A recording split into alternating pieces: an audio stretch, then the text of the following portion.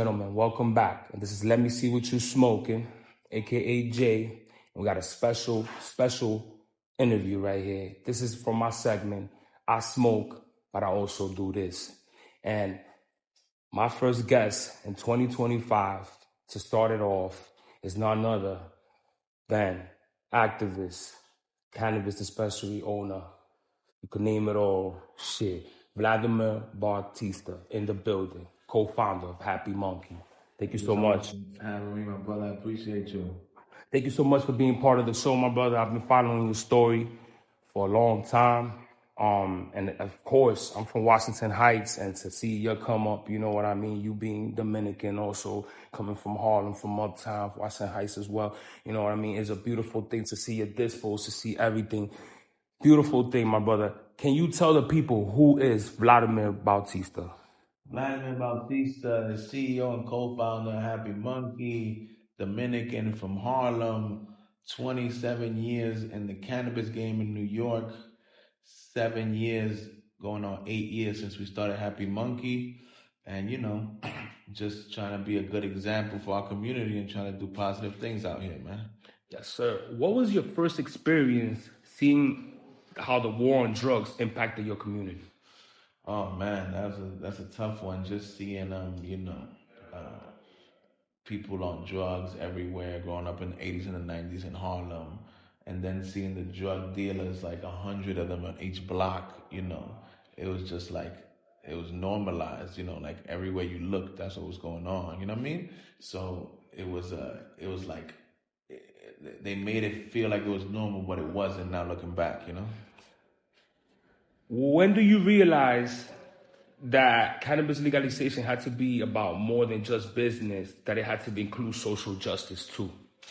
Well, that's when I started, getting around like the conference crowd, and I happened to run into good friends and mentors like Steve D'Angelo and like people that had gone through it in the West Coast.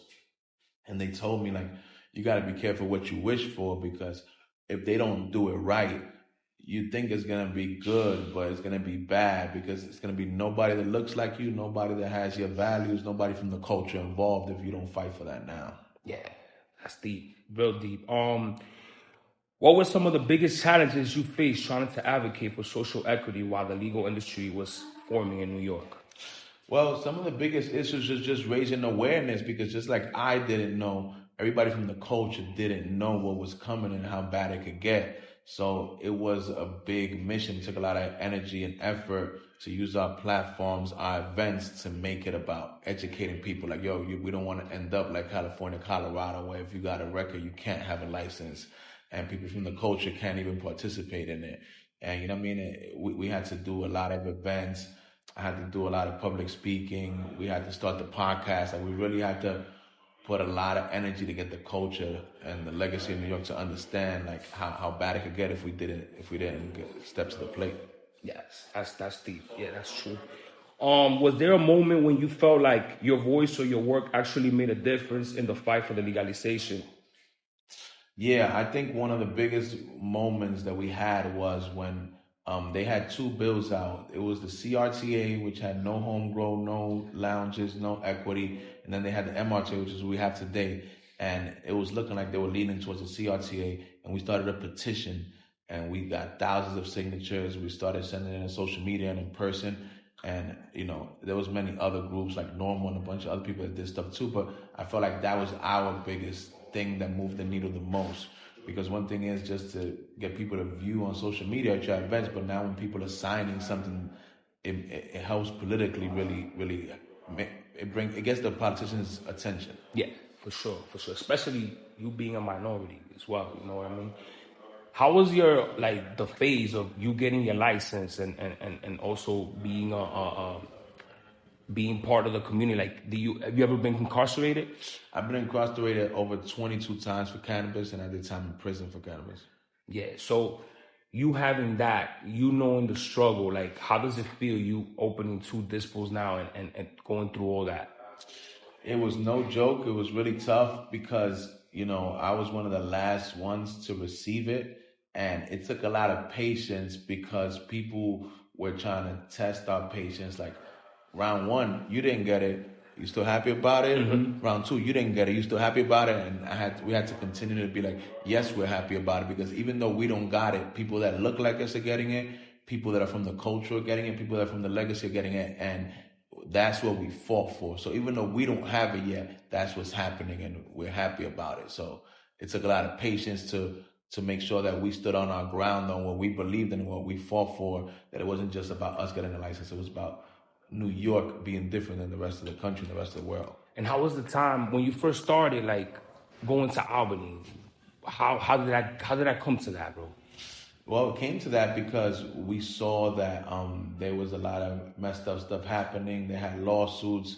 They were trying to, the powers that be were trying to push against, everything that had got passed, and we had to step to the plate. People like me, Kamba, Jeremy from Chirp Bros, we had to go up there and step to the plate and really, show them that we unify here in New York. They thought it was going to be crabs in a barrel and just be against each other, but it's been the opposite. Like, New York on the legal side has been like really united when it comes to any issues. Yeah, I've seen that a lot. One of the last questions I'm gonna ask you is, what can you say to somebody on the come up, like somebody like me on the come up, or anybody that's looking younger crowd that is looking, and what can you tell them when they could be at the same level that you are, instead of like banging in the streets, they could be at that level that you could own a dispensary one day, What I would tell them is that they have fooled us into what success is.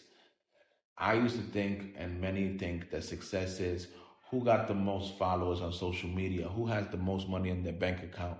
But that's not the ultimate level of success. The ultimate level of success is not who expires from this world to the next with the most zeros in their bank account. It's whoever has the highest zeros of people that they positively impacted. Because you've seen a lot of people that made all the money in the world, they're not around no more. And that is a vehicle to do more positive things, but it's not the ultimate level of success. But that's what I would tell them. So if they believe in something, if they got a passion that's going to leave this world better than they found it, they should follow it and look at it like that. Basically, hell yeah. Also, when you started like the activism for cannabis, what year specifically? That was like 2018, and look where you had 2025. You know what I mean? Anything is possible. You know what I'm saying? This man smoked blunts, that done everything, and look what he got. He got 2 dispos doing his thing and fight for activism.